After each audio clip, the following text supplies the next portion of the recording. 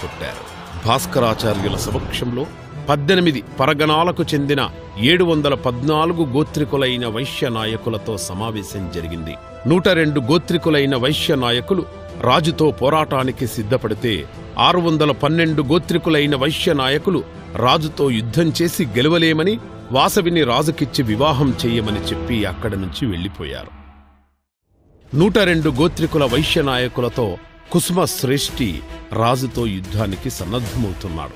ఈ విషయం తెలిసిన వాసవి అక్కడికొచ్చి తన కోసం ఈ రక్తపాతం వద్దని, ఒకరి కోసం ఇంతమంది సైనికుల ప్రాణాలతో చెలగాటమాడటం సరైన పద్ధతి కాదని, సమస్యకు యుద్ధం ఒకటే మార్గం కాదని, అహింసతో ప్రపంచాన్ని జయించవచ్చని అందరిని ఒప్పించి తాను ఆత్మహుతికి సిద్ధమైంది.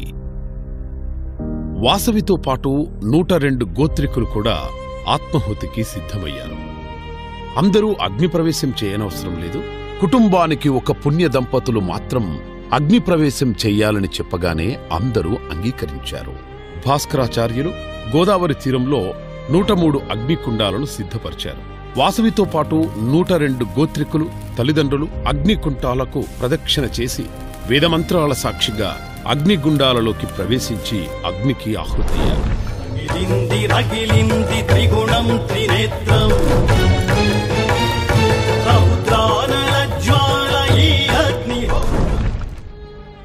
వాసవి తల్లిదండ్రులు ఆవేదనతో హృదయ విదారకంగా విలపిస్తుంటే, వాసవి సత్యలోకాన్ని శిరస్సుగా, సూర్యచంద్రులను నేత్రములుగా, తపోలోకములు లలాటముగా, లోకపాలకులు బాహువులుగా, వేదములు వాక్కులుగా, ఉభయ సంధ్యలు వస్త్రములుగా, దివ్య పద్మము వేద పుస్తకము అక్షరమాలలతో కూడిన అభయముద్రతో వాసవీదేవి రూపం దర్శనమిచ్చింది.